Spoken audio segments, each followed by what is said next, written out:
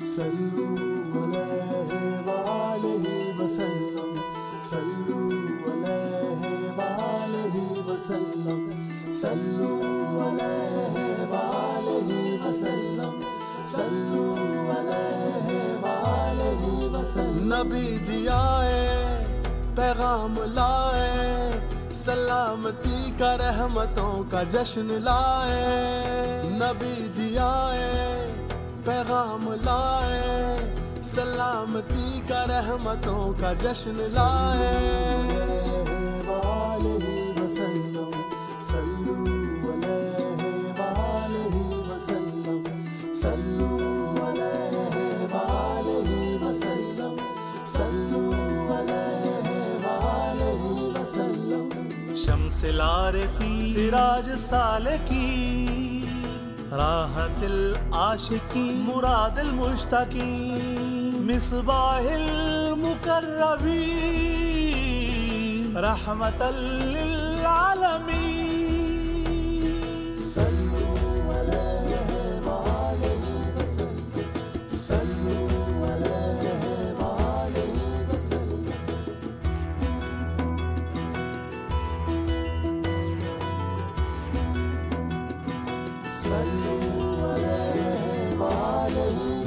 وہ جن کا نام ہمیں جسم و جاں سے پیارا ہے سوا شفاعت آقا کہاں گزارا ہے پڑھو درود محمد کی ذات پر لوگو کہ یہی حشر میں زاد سفر ہمارا ہے نبی جی آئے پیغام لائے سلامتی کا رحمتوں کا جشن لائے نبی جی آئے پیغام لائے سلامتی کا رحمتوں کا جشن لائے صلو علیہ وآلہ وسلم صلو علیہ وآلہ وسلم الحمید والحفیظ الوسیع ہے وہ الوکیل والقوی والعلی ہے وہ کریم اللہ حبیب اللہ صفی اللہ ہے وہ ظاہر و باطن ہے وہ اول و آخر صلو علیہ وآلہ وسلم صلو علیہ وآلہ وسلم صلو علیہ وآلہ وسلم صلو علیہ وآلہ وسلم نبی جی آئے پیغام لائے سلامتی کا رحمتوں کا جشن لائے نبی جی آئے پیغام لائے سلامتی کا رحمتوں کا جشن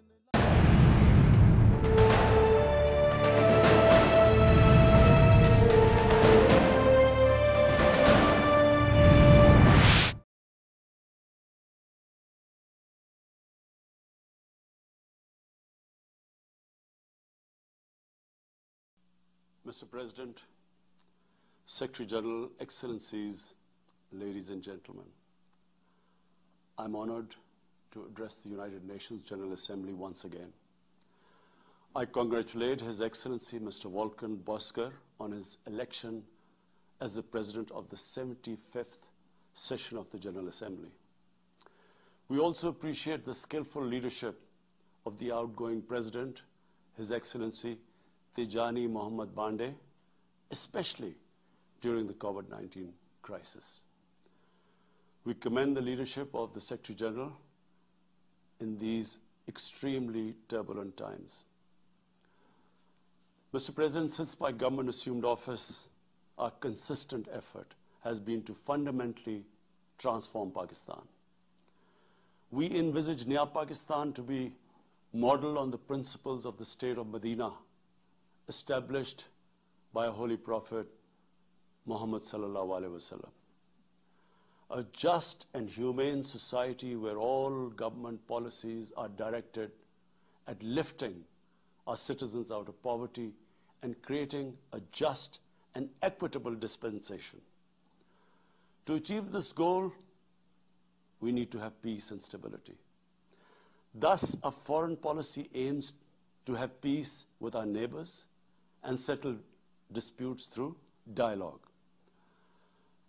Mr. President, the 75th anniversary of the United Nations is an extremely important milestone, as this is the only body in the world that can help us achieve our goals of peace and stability in our neighborhood.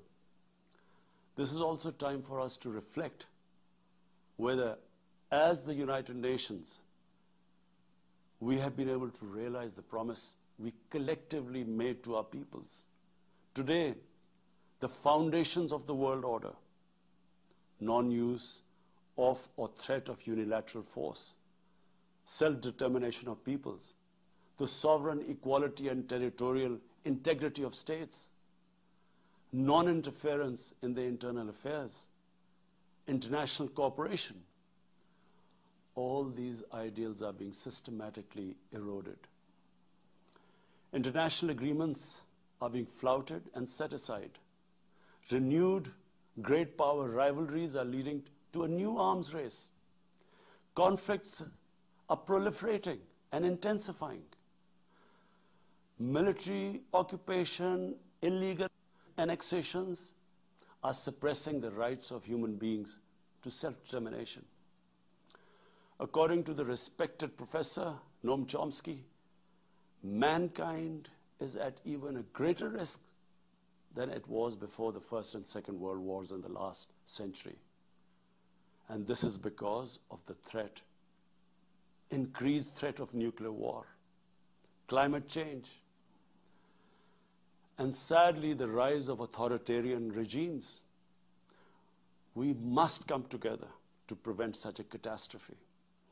We believe that the driving force in international relations must be cooperation in accordance with the principles of international law and not confrontation and force.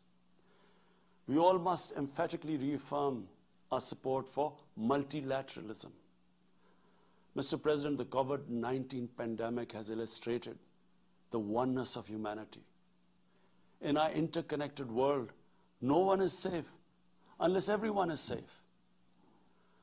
Locking down to control the pandemic has triggered the worst recession since the Great Recession in the last century. This has hit the poorest countries the hardest, as well as the poor in all the countries. In Pakistan, we realized very early on that if we imposed a strict lockdown, the type that several affluent countries had imposed, we would have more people dying of hunger than the virus. Therefore, we adopted a policy of smart lockdown. While concentrating on the hotspots, the virus hotspots, we opened up our agriculture sector immediately, and then followed it up by the construction sector, which employed most of the people. At the same time, and this is despite financial constraints, my government deployed $8 billion, unprecedented amount, for our health services, plus support the poorest and most vulnerable households with direct cash payments through SARS program, and then subsidies to the small businesses. Even though our smart lockdown was heavily criticized in the beginning, but thanks to the Almighty Allah's grace, we have not only managed to control the virus, stabilize our economy, but most importantly, we have been able to protect the poorest segment of the society from the worst fallout of the lockdown. Today, Pakistan's response is cited among the success stories in controlling and responding to the pandemic. However, we are still not out of the woods, like no country is out of the woods today. But Mr. President, it was obvious from the outset that developing countries would need fiscal space to respond to and recover from the COVID crisis.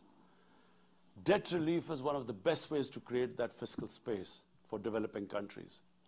Therefore, in early April, I called for a global initiative on debt relief. We appreciate the G20's official debt suspension initiative and the emergency and rapid financing offered by the IMF, World Bank, Asian Development Bank, and UN agencies. This, however, is not going to be enough. The IMF has estimated that developing countries will need over $2.5 trillion to respond and recover from the crisis. The official debt suspension will need to be extended and expanded. Additional debt relief measures will also be needed. Development banks should ensure adequate financial inflows. Rich countries have generated over $10 trillion to finance their own response and recovery. They should support the creation of at least $500 billion in new special drawing rights for the developing world.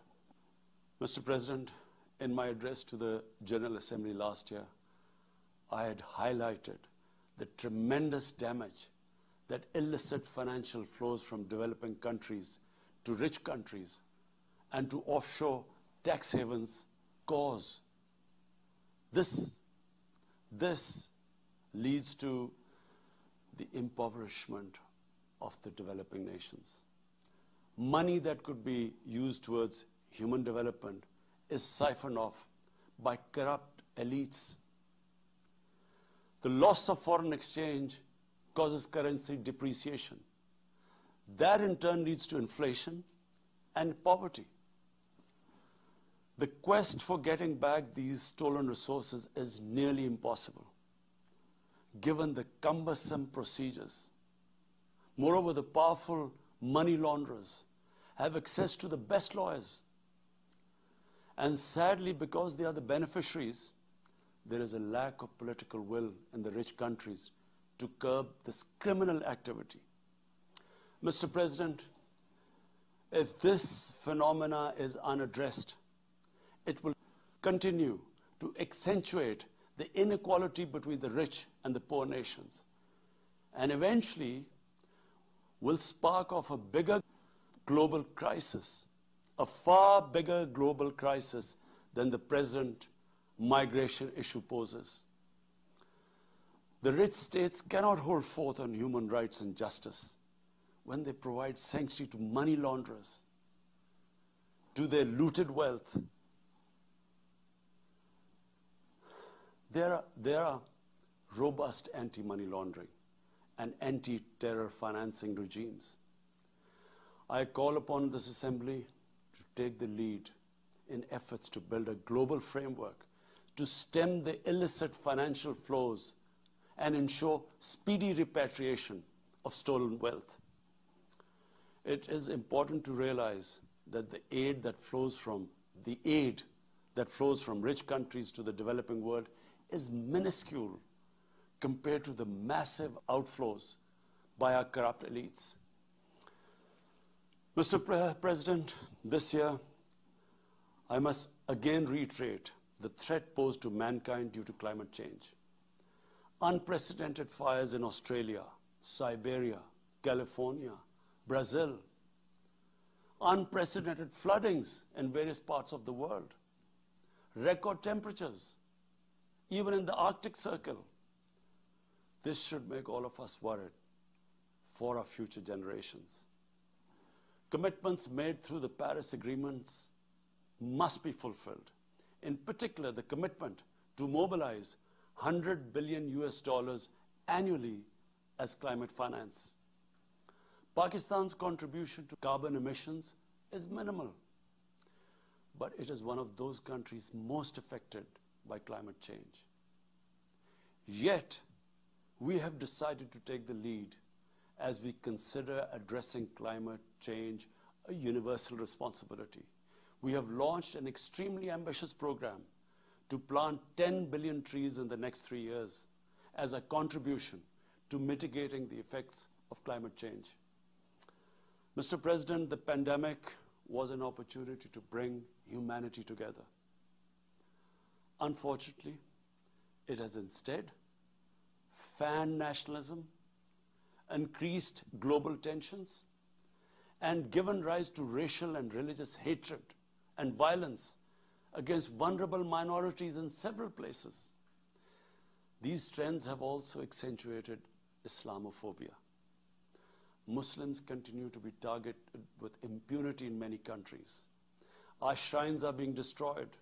Our Prophet Muhammad sallallahu alaihi wasallam insulted. The Holy Quran burnt. And all this in the name of freedom of speech. Incidents in Europe, including republication of blasphemous sketches by Charlie Hebdo, are recent examples. We stress that willful provocations and incitement to hate and violence must be universally outlawed. This assembly should declare an international day to combat Islamophobia and build a coalition to fight the scourge that splits humanity. Mr. President, the one country in the world today where I'm sad to say the state sponsors Islamophobia, and that is India.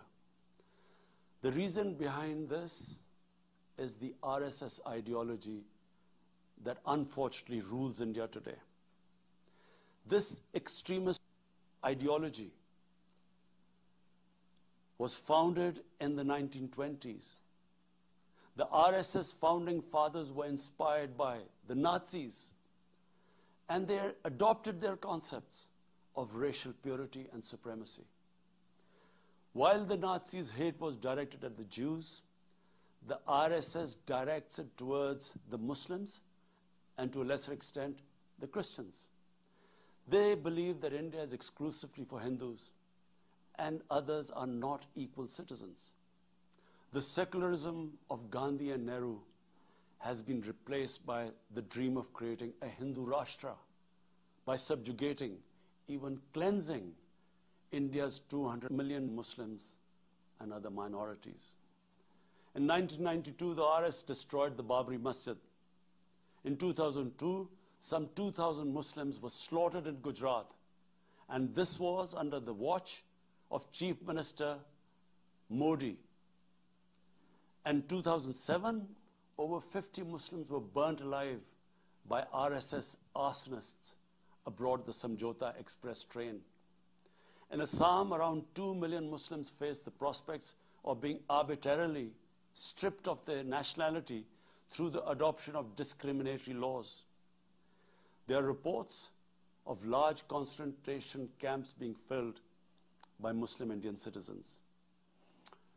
Muslims were falsely blamed, vilified, and victimized for spreading the coronavirus. They were denied medical attention on many occasions. Their businesses were boycotted. Cow vigilantes attack and kill Muslims with impunity. Last February, Muslims faced targeted killings with police complicity in New Delhi. Mass registrations in the past have often been a precursor to genocide. For example, the Nuremberg laws in Germany in 1935, and then in 1982 in Myanmar. The Hindutva ideology is set to marginalize almost 300 million human beings, Muslims, Christians, and Sikhs. This is unprecedented in history, and this does not augur well for the future of India.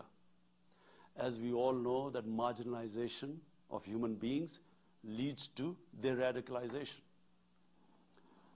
Mr. President, for over 72 years, India has illegally occupied Jammu and Kashmir against the wishes of the Kashmiri people and in blatant violation of the resolutions of the Security Council and indeed its own commitments to the people of Kashmir. On 5th August last year, India illegally and unilaterally sought to change the status of the occupied territories and deployed additional troops, bringing the total number to 900,000, to impose a military siege on 8 million Kashmiris. All Kashmiri political leaders were incarcerated. About 13,000 Kashmiri youth were abducted and thousands tortured. A complete curfew was imposed, accompanied by a total communications blackout. Indian occupation forces have used brute force, including pellet guns against peaceful protesters, imposed collective punishments, including the destruction of entire neighborhoods, and extrajudicially murdered hundreds of innocent young Kashmiris in fake encounters, refusing even to hand over their bodies for burial. The Kashmiri media and those daring to raise their voice are being systematically harassed and intimidated through the use of draconian laws. All of this is well documented in the reports of the United Nations High Commissioner for Human Rights, communications from the Special Rapporteurs of Human Rights Council, statements from human rights and civil society organizations.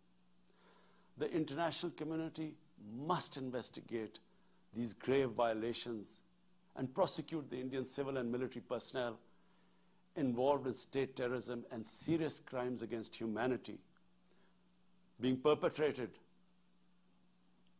I'm sad to say, with complete impunity. The objective of this brutal campaign is to impose what the RSS BJP regime has itself called the final solution for Jammu and Kashmir. To this end, the military siege is being followed by moves to change the demographic structure of the occupied territory. This is an attempt to obliterate the distinct Kashmiri identity in order to effect the outcome of a plebiscite envisaged in the UN Security Council resolutions.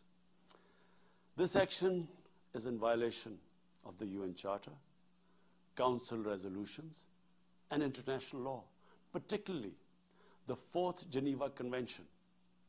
Changing demographic structure of occupied territory is a war crime. Mr. President, the brave Kashmiri people will never submit to Indian occupation and oppression. Their struggle is indigenous. They are fighting for a just cause, and generation after generation have laid down their lives to rid themselves of Indian occupation.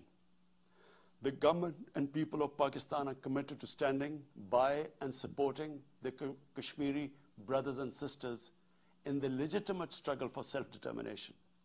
Mr. President, in order to divert attention from its illegal actions and atrocities in Indian-occupied Jammu and Kashmir, India is playing a dangerous game of upping the military ante against Pakistan in a nuclearized environment. Despite constant Indian provocations and ceasefire violations along the line of control and the working boundary, targeting innocent civilians, Pakistan has exercised maximum restraint. We have consistently sensitized the world community about a false flag operation and another ill-conceived misadventure by India. My parents, Mr. President, were born in the colonial India, and I was the first generation that grew up in an independent Pakistan. I want to make it clear that any attempt by the fascist, totalitarian, RSS-led Indian government to aggress against Pakistan will be met by a nation that will fight for its freedom to the end. Mr. President, there will be no durable peace and stability in South Asia until the Jammu and Kashmir dispute is resolved on the basis of international legitimacy. Kashmir has been rightly described as a nuclear flashpoint. The Security Council must prevent a disaster conflict and secure the implementation of its own resolutions, as it did in the case of East Timor. The Council has considered the situation in Jammu and Kashmir 3 times in the past year. It must take appropriate enforcement actions. It must also take steps to protect the Kashmiris from an impending genocide by India. Pakistan has always called for a peaceful solution. To this end, India must rescind. To reach this end, India must rescind the measures it has instituted since 5th August 2019, end its military siege and other gross human rights violations, and agree to resolve the Jammu and Kashmir dispute in accordance with the relevant UN Security Council resolutions, and of course, the wishes of the people of Kashmir. Mr. President, Pakistan's desire for peace in our region is also manifest in our efforts to promote a political solution in Afghanistan. I have consistently maintained over the past 2 decades that there is no military solution to the conflict in Afghanistan. The only way forward was and is a political settlement, which involves the full spectrum of Afghanistan's political actors. Pakistan fully facilitated the process that culminated in the US-Taliban peace agreement on 29 February 2020. Pakistan is deeply gratified that it has fulfilled its part of the responsibility. The Afghan leaders must now seize this historic opportunity to achieve reconciliation and restore peace in the war-torn country. Through the intra-Afghan negotiations that commenced on 12th of September, they must work out an inclusive, broad-based, and comprehensive political settlement. The process must be Afghan-led and Afghan-owned, and without any interference or outside influence. Early return of Afghan refugees must be part of this political solution. After almost 2 decades of war, it is imperative not to allow spoilers within and outside Afghanistan to subvert the peace process. Peace and stability in Afghanistan will open new opportunities for development and regional connectivity. Mr. President, Palestine remains a festering wound. A just and lasting settlement is indispensable for the Middle East and actually the world. Illegal annexations of Palestinian territory, the building of illegal settlements, and the imposition of inhuman living conditions on the Palestinian people, especially in Gaza, cannot bring peace to a troubled region.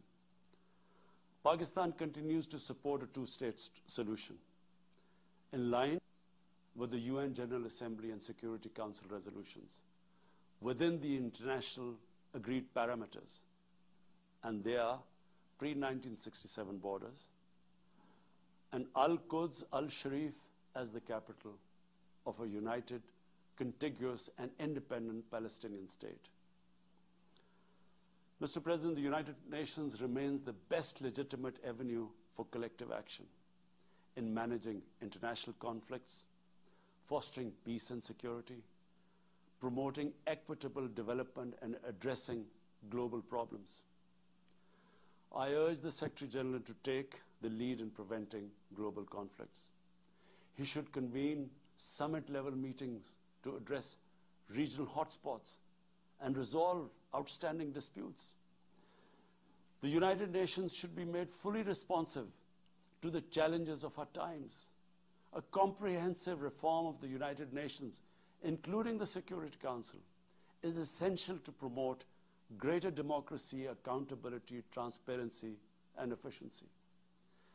Pakistan will continue to participate actively in this process and endeavor with other member states to build a world where conflict is outlawed and equitable prosperity for all pursued in conditions of peace and security. I thank you.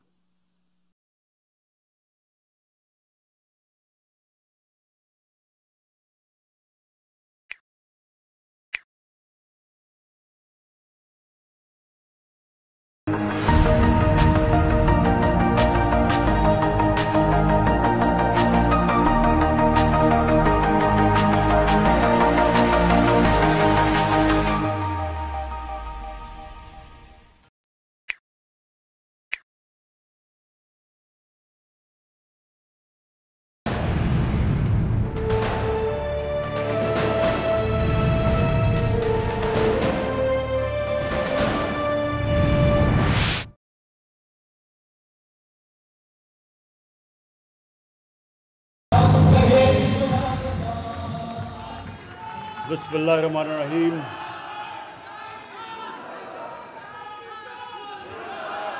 إياك نعبد وإياك نستعين. شکریہ. جناب علی ظفر صاحب اور I L F کے سارے پاکستان سے جو میرے تحریک انصاف کے وکیل آئے ہوئے ہیں، میں آپ سب کو خوش آمدید کہتا ہوں اور اس شاندار استقبال کا آپ کا شکریہ ادا کرتا ہوں.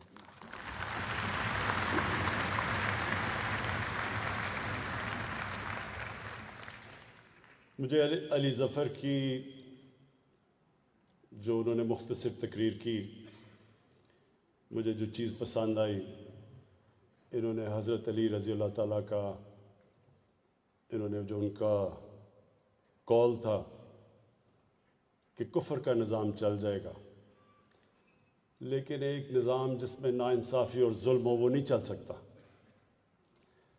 یہ اس سے پہلے جو احمد اویس نے بات کی کہ مدینہ کی ریاست یہ کیا تھی، کہ میں نے جان کے الیکشن سے پہلے مدینہ کی ریاست کی بات نہیں کی، کیونکہ میں یہ نہیں چاہتا تھا کوئی یہ سمجھے کہ میں اس کو استعمال کر رہا ہوں ووٹ لینے کے لیے.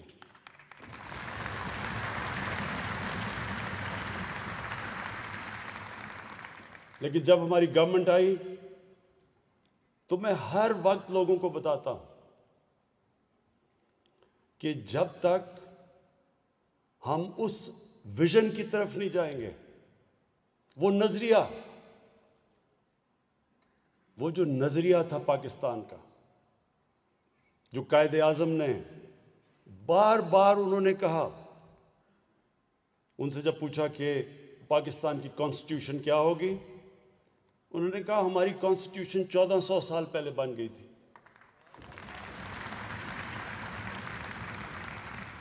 اور علامہ اقبال کو جتنا آپ پڑھیں تو وہ ایک ہی چیز کہتے تھے. علامہ اقبال یہ کہتے تھے کہ جو مسلمان معاشرہ تھا وہ جب بھی اٹھا ہے تو وہ ان اصولوں کی طرف گیا جو مدینہ کی ریاست کے اصول تھے. تو آئی ایل ایف، آپ وہ لوگ ہیں جن کے اوپر بہت بڑی ذمہ داری ہے، کیونکہ جو مدینہ کی ریاست کا جو بیسس تھا وہ قانون کی بالادستی تھی.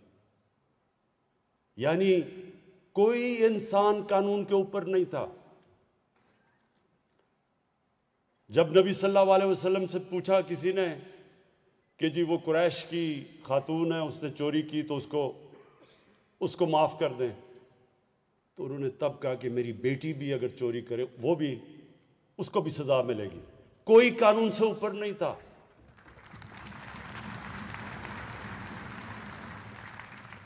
یہ یاد رکھیں، یہ ایک سویلائز سوسائٹی کا بنیاد ہے قانون کی بالادستی. کوئی سوسائٹی جس کے اندر قانون کی بالادستی نہیں ہے، رول آف لا نہیں ہے، کبھی مقابلہ نہیں کر سکتی اس معاشرے کا جس میں رول آف لا ہے. مسلمانوں سے پہلے رومنز دنیا کی سپر پاور تھے، رومن لا تھا. باقیوں کو وہ باربیرینز کہتے تھے کیونکہ ان کے پاس قانون نہیں تھا. گریکس اس سے پہلے تھے، ان کی سٹی سٹیٹس تھیں، ڈیموکریٹک تھیں، قانون تھا، وہ آگے نکل گئے دنیا سے. جب مسلمانوں کا عروج ہوا تو میں اس لیے بار بار اپنی یوتھ کو کہتا ہوں، نوجوانوں کو کہتا ہوں، وہ سٹڈی کریں، وہ تاریخ کا حصہ ہے، وہ کوئی میتھولوجی نہیں ہے. 623 کو کیا تھا، ہجرت ہوئی، اس کے بعد کیا 625 کو جنگ بدر ہوئی، 636 کو رومن ایمپائر بیزنٹائن یارموک کی جنگ کے اندر ہار جاتا ہے، جو 625 صرف 313 لڑنے والے تھے. 11 سال کے بعد رومن ایمپائر گر جاتا ہے 12 سال کے بعد پرشین ایمپائر ان کے سامنے گر جاتا ہے. تاریخ کا حصہ ہے.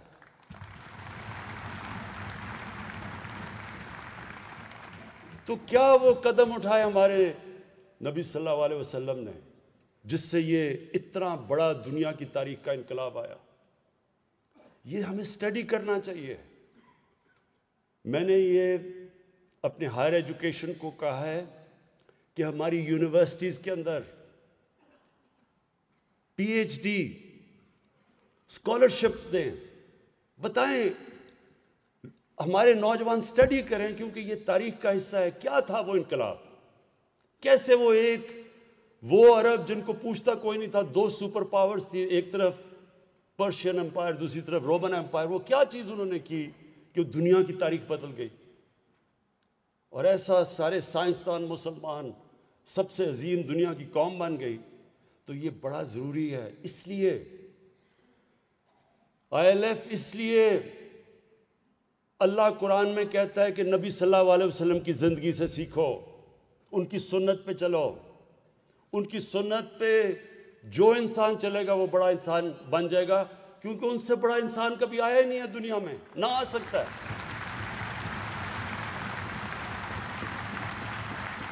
اور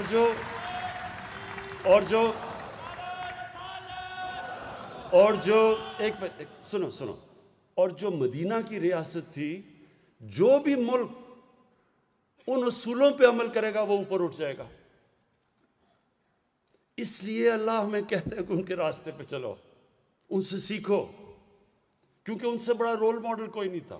تو اس لیے ہمیں اس کو سٹڈی کرنا چاہیے. اور اس میں جو نمبر 1 چیز ہمیں نظر آتی ہے قانون کی بالادستی. اور اس لیے یہ بڑا امپورٹنٹ ٹائم ہے پاکستان میں. یہ آپ سب کو سمجھنا چاہیے کہ یہ ایک پاکستان میں فیصلہ کن وقت ہے. یہ جو سارے بے روزگار سیاستدان اکٹھے ہو گئے ہیں,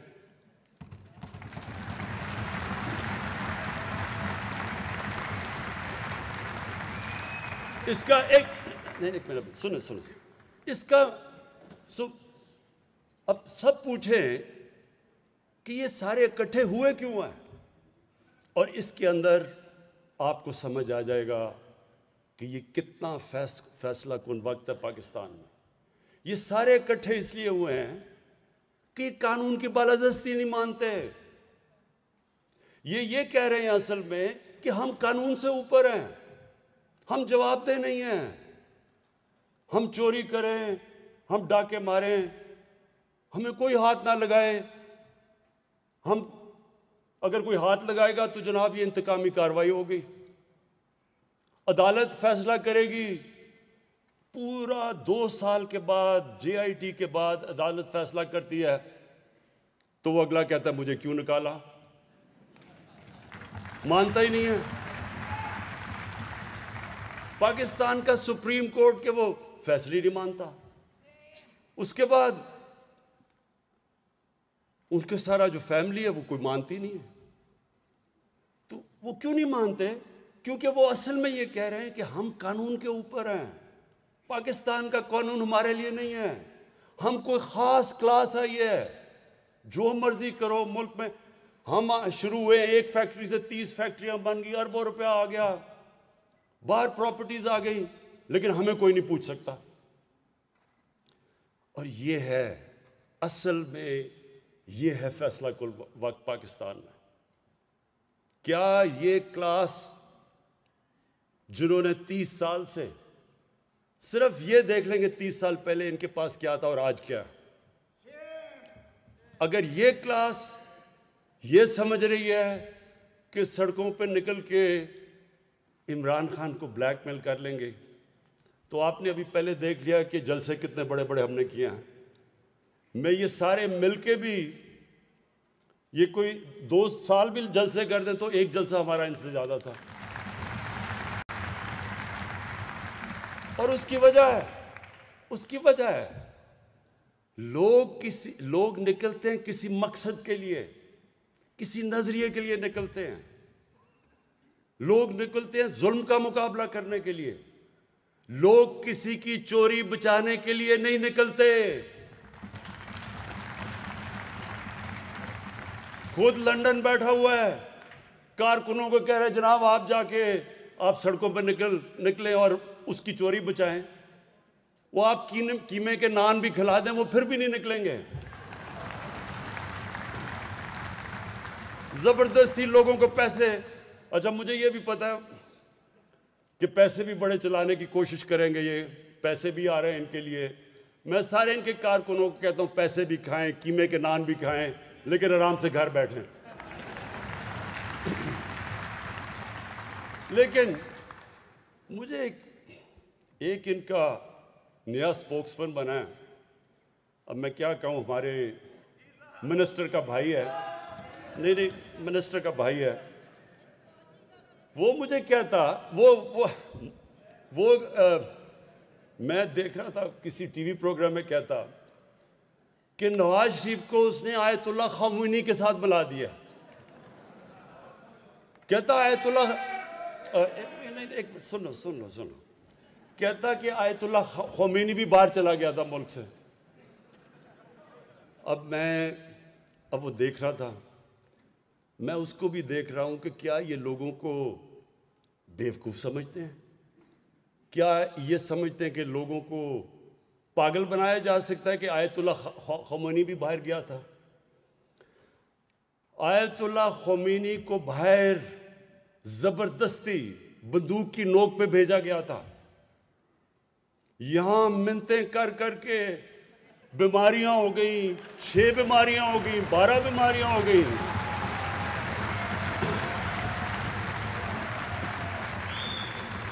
مجھے یاد، اب ہماری کیبنٹ کی میٹنگ ہو رہی ہے. سنیں ذرا، ابھی سنو کیبنٹ کی میٹنگ ہو رہی ہے، ذرا سنیں. اب جناب کیبنٹ کی میٹنگ ہو رہی ہے، ہمیں ایک عدالت نے کہہ دیا کہ جی اگر نواز شریف کو کچھ ہو گیا تو گورنمنٹ ذمہ داری ہے. اب ہم عدالت کی بھی رسپیکٹ کرتے ہیں.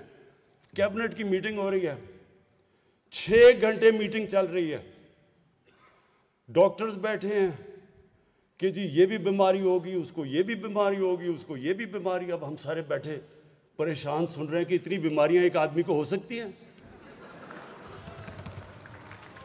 جب وہ اس کی ساری بیماریاں بتائیں تو میں دیکھ رہا تھا وہ کیبنٹ میٹنگ میں شیرین مزاری، ہماری ہیومن رائٹس کی جو منسٹر ہیں، اس کی آنکھوں میں آنسو آ گئے.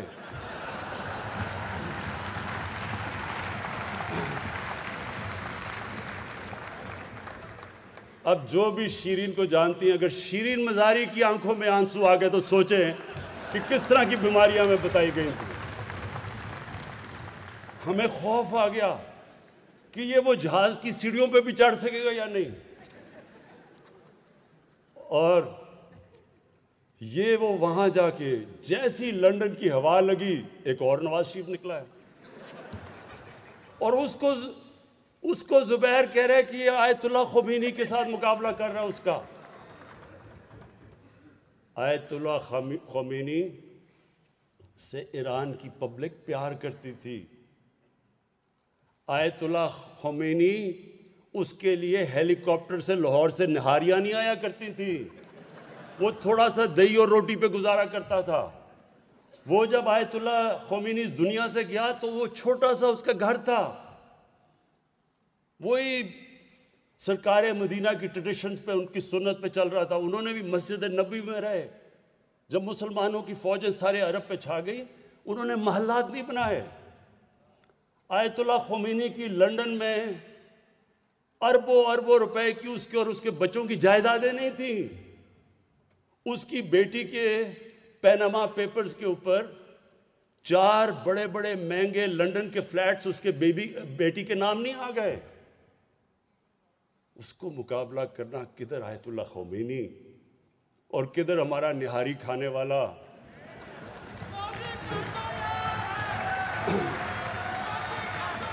لیکن سنو لیکن پھر ذرا سن لیں. میں نے جب اس کے ساتھ وہ جو سارے ابھی بے روزگاروں کی میں لائن دیکھ رہا تھا تو ان کو، اور جب ان کے بھی سارے لوگوں کو دیکھتا ہوں تو میں سوچتا ہوں کہ کیا ان کو کوئی شرم نہیں آتی کہ ان کے لیڈر نے اس طرح ملک کا پیسہ چوری کر کے باہر لے گیا؟ کوئی شرم نہیں آتی آپ کو کہ پہلے لوگ غربت کتنی ہے ہمارے ملک میں؟ ایک 3 دفعہ پرائم منسٹر، 1 سے 30 فیکٹریاں، لنڈن میں ہر بچے کے اربوں روپے کے گھر، ہل میٹل، کوئی یعنی کوئی ان کو نہیں کہ آج تک ایک اوتھینٹک ڈاکیومنٹ نہیں بتا سکا کہ یہ اربوں روپے کی پراپرٹیز کیسے آئی، یہ منی ٹریل کدھر ہے، یہ پیسہ باہر کیسے گیا؟ اگر میں ایک کرکٹر ہو کے ایک فلیٹ لیتا ہوں 34-35 سال پہلے اور 40 سال پرانے کانٹریکٹ دکھا سکتا ہوں عدالت کو، جب مجھے ضرورت نہیں تھی، میں تو کوئی پبلک آفس ہولڈر نہیں تھا، میں تو کوئی وزیر نہیں تھا، میں تو کوئی وزیر اعلیٰ نہیں تھا، میں تو کرکٹ کھیلتا تھا، انٹرنیشنل کرکٹر تھا، اس کے باوجود عدالت کے اندر میں نے جو انہوں نے میرے سے ڈاکیومنٹس مانگی، 40 سال پرانے کانٹریکٹس دکھائے ان کو۔ تو جو 3 دفعہ ملک کا پرائم منسٹر ایک ڈاکیومنٹ نہ دکھا سکے، تو ان کے جو لوگ ہیں سارے، کیا ان کو کوئی شرم نہیں آتی کہ غریب ملک سے پیسہ لے کے باہر لے گیا؟ میں نے سوچا کہ کوئی اتنا یا تو بہت ہی بڑا کوئی ڈفر ہوگا جو سمجھے کہ واقعی یہ ایماندار ہے، لیکن پھر چند دن پہلے میں نے دیکھا کہ ان کا ایک سینئر عہدیدار صبح کے 3 بجے کسی خاتون کے گھر تنظیم سازی کرنے چلا گیا۔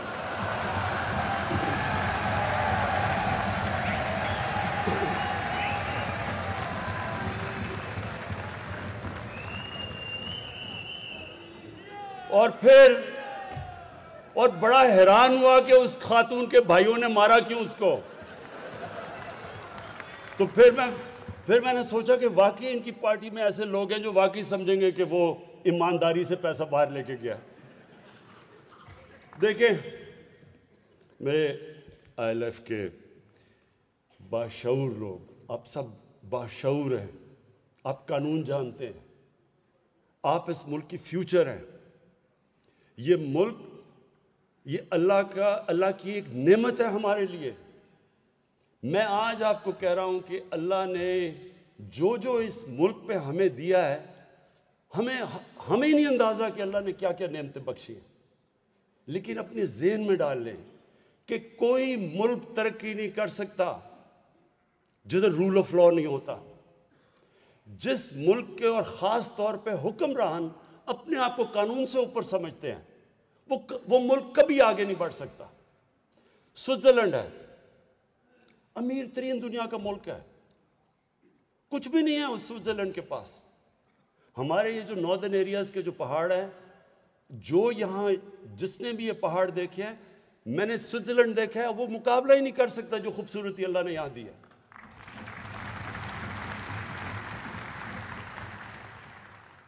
جو زرخ زمین دی ہے، جو ہماری ورائٹی دی ہے، یعنی اللہ نے کیا چیز نہیں دی اس ملک کو۔ لیکن یہ ذہن میں ڈال لیں کہ کبھی بھی کوئی ملک جب اس کے حکمران اپنے آپ کو قانون سے اوپر سمجھتے ہیں اور جب وہ کرپشن پہ لگ جاتے ہیں، کوئی ملک ترقی نہیں کرتا۔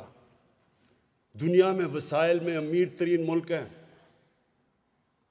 ہمارے سے بھی زیادہ وسائل ہیں، لیکن ہمارے سے زیادہ غربت ہے، کیونکہ وہاں بھی ایسے لوگ بیٹھے ہوئے ہیں حکمران جو ملک کا پیسہ چوری کر کے باہر لے جاتے ہیں۔ آج یہ آپ کو سمجھنا ہے کہ دنیا سے ہو کیا رہا ہے۔ ہم اکیلے نہیں ہیں جو پاکستان میں جدھر ہماری ریسورسز چوری کر کے باہر جا رہی ہیں۔ دنیا میں غریب، یہ ابھی رپورٹ آئی ہے کہ دنیا میں جو غریب ملک ہیں ان سے ہر سال 1000 ارب ڈالر چوری ہو کے جاتا ہے مغربی ممالک میں، لنڈن میں، بڑے بڑے فلیٹس میں، آف شور اکاؤنٹس میں۔ ہر سال 1000 ارب ڈالر غریب ملکوں سے امیر ملکوں پہ جا رہا ہے۔ اس لیے تو آپ دیکھ رہے ہیں کشتیوں میں لوگ کوشش کر رہے ہیں یورپ جانے کے لیے، مر رہے ہیں، ڈوب رہے ہیں امیگرنٹس جو ہیں، کیونکہ وہ جانا چاہتے ہیں ادھر، کیونکہ ان کے ملک کھوکھلے کر دیتے ہیں۔ یہی جو ایلیٹ ہے یہ چوری کر کے ملکوں کو کھوکھلا کر دیتی ہے. پیسہ جب یہاں سے باہر چلا جائے تو نوکریاں تو باہر ملیں گی. یا اسکولوں میں اور ہسپتالوں میں پیسہ کیسے خرچ ہوگا جب جو بھی سربراہ وہ اپنا چیک اپ بھی ملک سے باہر کروائے ہاسپٹل میں, تو یہاں ہاسپٹل کیسے ٹھیک ہوں گے؟ پیسہ تو باہر جا کے خرچ کر رہا ہے. تو یہ بڑا امپورٹنٹ ہے آپ کے لیے سمجھنا. یہ جو اس وقت جنگ ہو رہی ہے یہ فیصلہ کن جنگ ہے. یہ اسٹیبلش کرے گی کہ سارے لوگوں کے اوپر قانون جتنا مرضی طاقتور ہو, قانون کے وہ نیچے ہے, اور وہ جتنی مرضی یہ بلیک میل کریں. یہ میں آج آپ کو بتا دوں کہ جس دن جو بھی جب مشرف نے کیا تھا وہ پریشر میں آ کے وکلا موومنٹ چلی تھی جس میں ہم نے سب نے شرکت کی, مقصد تو اس کا کچھ اور تھا. ہم تو آزاد عدلیہ چاہ رہے تھے اور شکر ہے آج پاکستان کی عدلیہ آزاد ہے.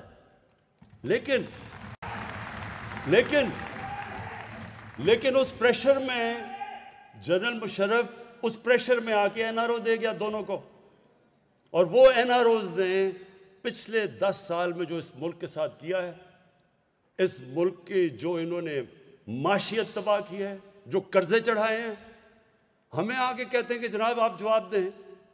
ہمارے سے پوچھتے ہیں جب ایک ملک ایک گورنمنٹ جتنا ٹیکس اکٹھا کرتی ہے سال میں اس کا آدھا ٹیکس, اس کا جو آدھا پیسہ ہے وہ ان کے لیے ہوئے قرضوں کی قسطوں میں چلے جاتے ہیں, تو ملک آگے کیسے بڑھ سکتا ہے؟ بتائیں ہم کدھر سے پیسہ لائیں تعلیم پہ, صحت پہ, ہسپتالوں پہ؟ کیونکہ آدھا تو پیسہ ادھر چلے جاتا ہے سیدھا باہر قرضوں کی قسطوں پہ. تو تب تو یہ 10 سال میں ان کو کوئی فکر نہیں ہوئی کہ جناب ملک تباہ ہو رہا ہے. مل کے دونوں حکومت کر رہے تھے. تب تو جمہوریت بھی نہیں خطرے میں تھی, معاشیت بھی نہیں خطرے میں تھی جب قرضے چڑھا رہے تھے.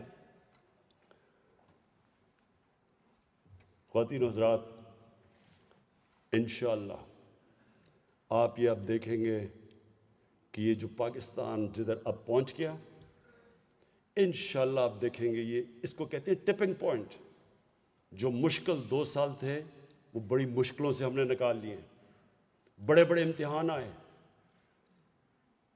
ہمیں شروع میں تو ڈیفالٹ سے بچنا پڑا, اس کے بعد یہ جو کووڈ کا آیا, ساری دنیا میں جو کرونا کا کرائسس آیا, جس طرح پاکستان نکلا ہے وہ جس طرح علی ظفر نے کہا ہے, WHO کہہ رہی ہے کہ پاکستان ان 4 ملکوں میں سے ہے جو سب سے بہترین طریقے سے وہ کووڈ سے نکلے ہیں.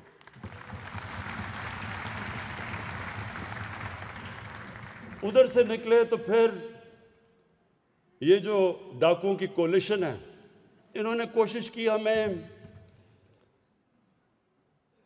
فیٹف کے قانون کے اوپر پھنسانے کی. انہوں نے کہا اگر آپ فیٹف پہ اگر میں بلیک لسٹ ہو جاتے ہیں تو پاکستان کے اوپر سینکشنز لگ جائیں گی, تو معاشیت تو تباہ ہو جائے گی. تو فیٹف کو بلیک میل اس سے کیا ہمیں این آر او لینے کے لیے. این آر او کہتے جی اچھا منافقت دیکھیں, ہم کوئی این آر او نہیں مانگ رہے. وہ جو انہوں نے ہمیں جو کہا جی ہم فیٹف میں تب آپ کے ساتھ چلیں گے اگر 34 شکیں نیب کے قانون کی 38 میں سے 34 شکوں کو چینج کرو, تب ہمیں فیٹف کے اوپر ووٹ دیں گے. مطلب نیب کو ختم کر دو. اس پہ کوشش کی, بلیک میل کی. جب ادھر سے نکلے تو اب یہ گھبرا گئے. گھبرائے اس لیے ہیں کہ پاکستان اس وقت اوپر جا رہا ہے.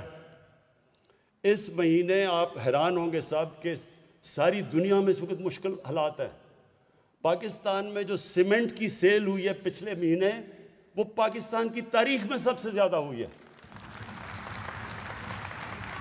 جو پچھلے مہینے موٹر سائیکلوں کی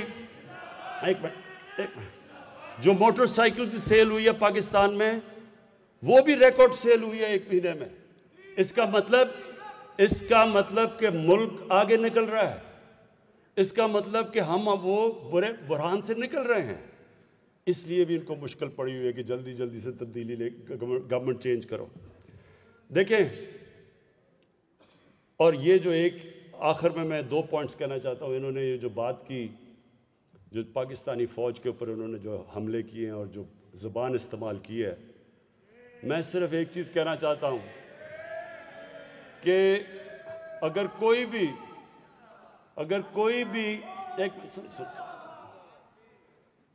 اس وقت اگر ہندوستان کا ایجنڈا کوئی بھی لے کے پھر رہا ہے تو وہ یہ لے کے پھر رہے ہیں.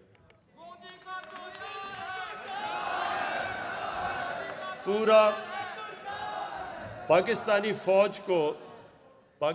فوج کے جو یہ زبان استعمال کر رہے ہیں، یہ وہی ایجنڈا ہے جو فیٹف کا ایجنڈا ہے، جو ہندوستان پوری کوشش کر رہا ہے پاکستان کو بلیک لسٹ کرنے میں.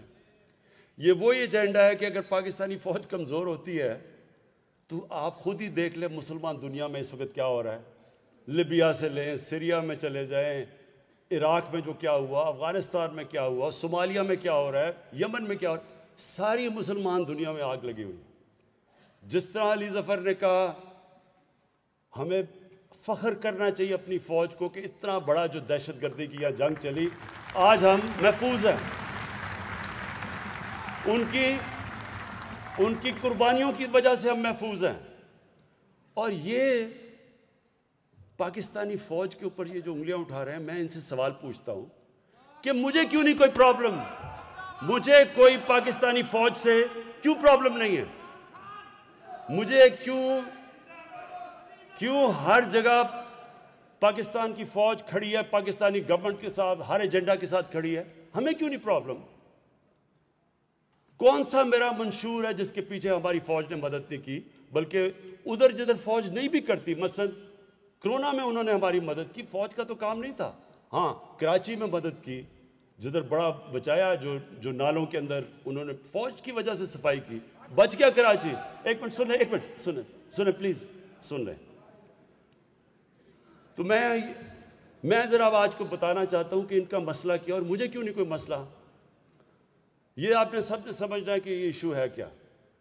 ایشو یہ ہے کہ اگر آج عمران خان پیسہ بنانا شروع کر دے، اور اگر میں یہاں سے پیسہ چوری کر کے باہر منی لانڈرنگ شروع کر دوں، تو سب سے پہلے ہماری ISI کو پتہ چلے گا.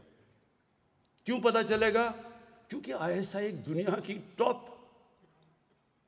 کی ٹاپ ایجنسی ہے، مانتے ہیں اس کو.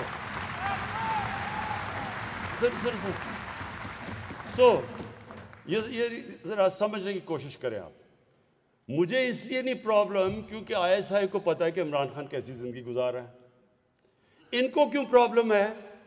کیونکہ باقی سارے اداروں کو تو یہ کنٹرول کر کے بیٹھ جاتے ہیں.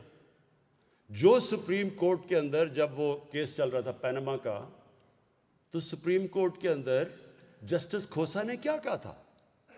انہوں نے کہا سارے پاکستان کے ادارے مفلوج کر دیے گورنمنٹ نے.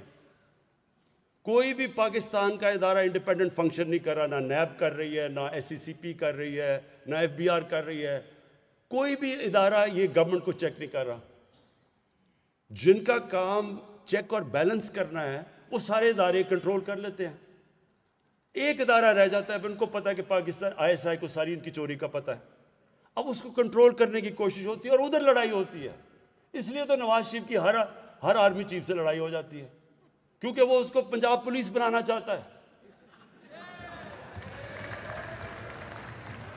اور کیونکہ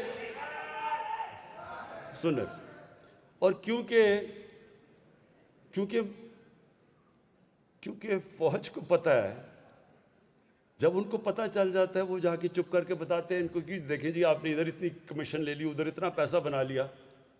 تو یہ ان کو سارا وقت ڈرے ہوئے ہوتے ہیں. تو جب نواز شریف نے کہا نا کہ جی وہ مجھے ایک ISI کے جنرل ظہیر الاسلام نے کہا کہ استعفیٰ دو، کیوں اس نے کہا اور تم نے کیوں چپ کر کے سن لیا؟ کیونکہ ظہیر الاسلام کو پتا تھا تم نے کتنا پیسہ چوری کیا ہوا ہے. اور تو اس لیے آپ سمجھ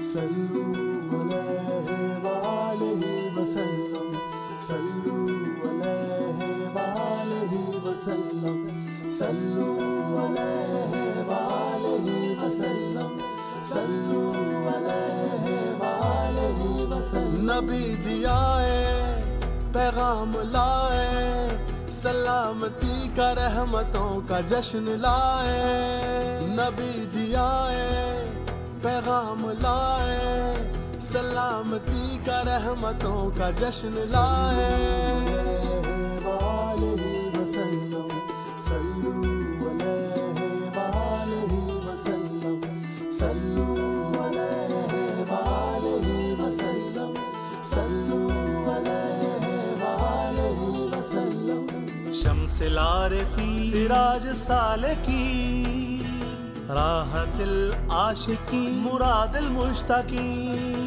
مصباح المقربین رحمت للعالمین صلو علیہ وآلہ وسلم صلو علیہ وآلہ وسلم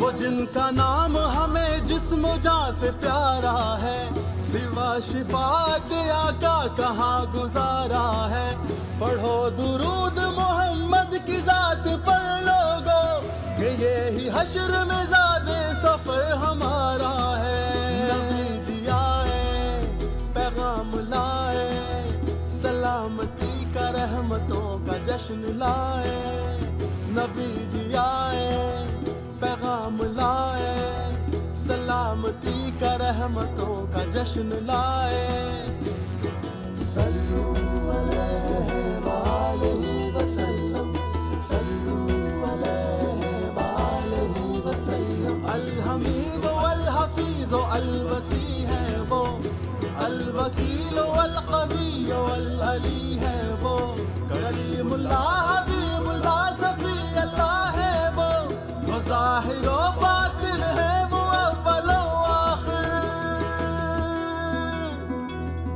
صلو علیہ وآلہ وسلم صلو علیہ وآلہ وسلم صلو علیہ وآلہ وسلم صلو علیہ وآلہ وسلم نبی جی آئے پیغام لائے سلامتی کا رحمتوں کا جشن لائے نبی جی آئے پیغام لائے سلامتی کا رحمتوں کا جشن